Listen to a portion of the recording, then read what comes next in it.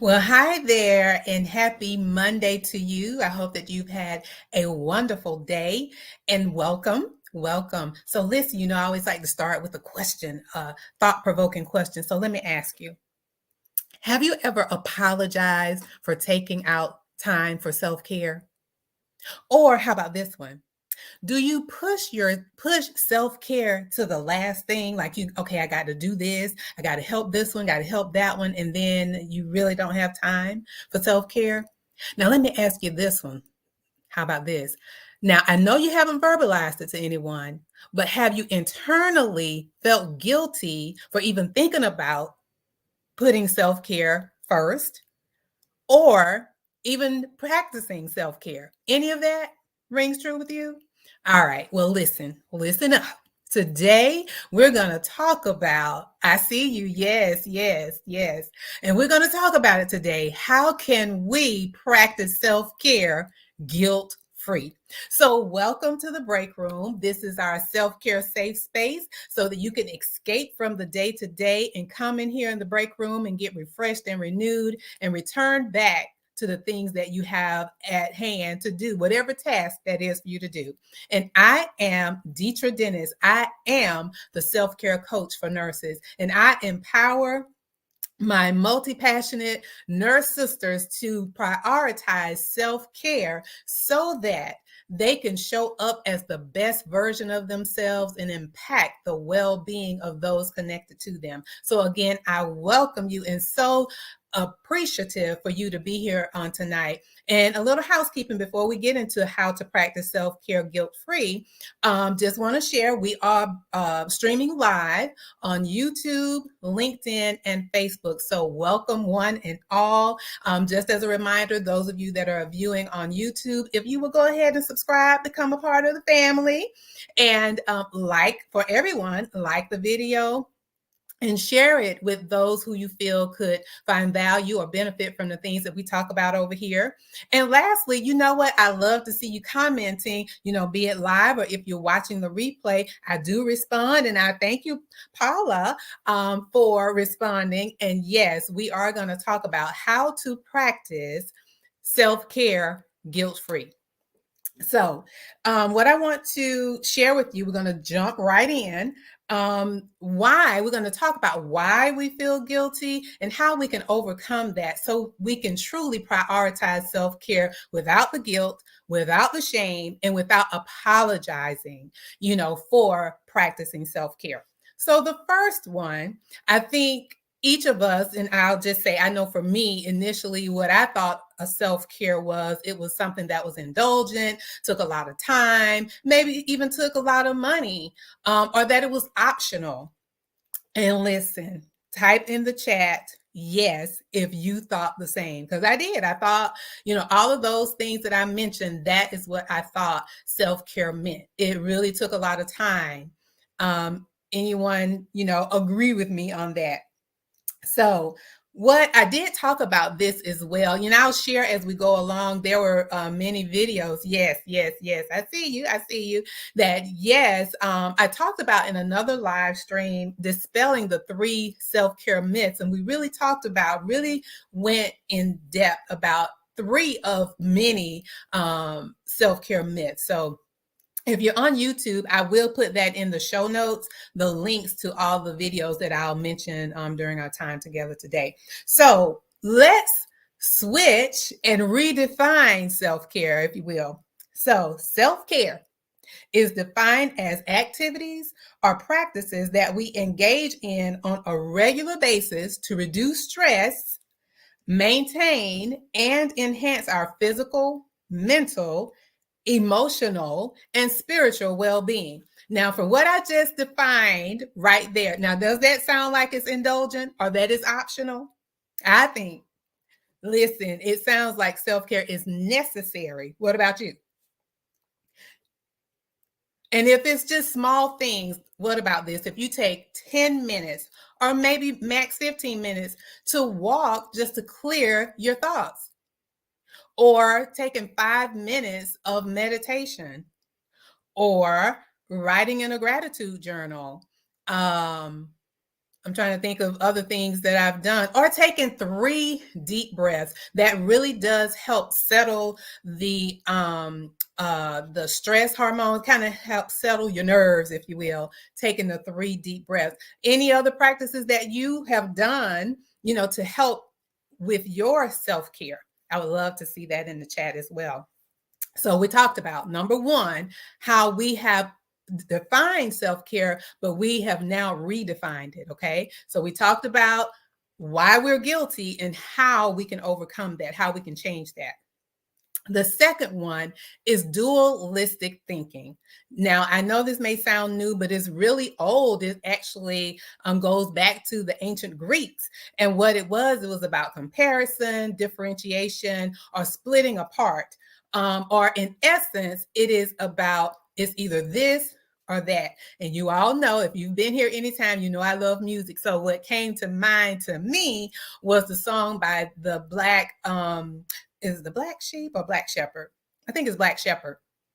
And the song was "The Choice Is Yours." But we know the hook by "You can get with this or you can get with that. You can get with this or you can get with that. You can get with this or you can get with that or you can get with this." Because this is where it's at. I love music. But anyway, that is dualistic thinking, that you can either practice self-care or you can help or serve others. How about we shift our thinking or shift the mindset in that it can be both and? How about that? We can practice self-care and we can serve others. And when we take time for self-care, proper self-care, it enables us to serve others better, right? Because we're showing up as the best version of ourselves. And you're able to do that, be it in your career, your community, or with those with whom you're connected, your family, friends, and your faith, your church family. So that was 2. And now I do have a video on that one as well, where we talked about self-care essentials as a multi-passionate nurse. And so that is another way, switching from dualistic thinking to non-dualistic thinking, that we can do both. We can do self-care, practice self-care, and we can serve others. So that was 2. Now, number 3, I know, you might need to take a deep breath, but here it is. Number 3, you feel obligated to say yes to everyone except yourself. Okay, I know, but I too have been there. And many times, those of us that have a nurturing personality, this is where it comes from. Or it could be you've seen it modeled by your mother or any of the elder women in your life, that they just gave and give to others unconditionally, just giving till they just have nothing else left to give. And so that has been modeled before us. Or even, being the superwoman or women that we are, we feel like it's up to us to help everybody else.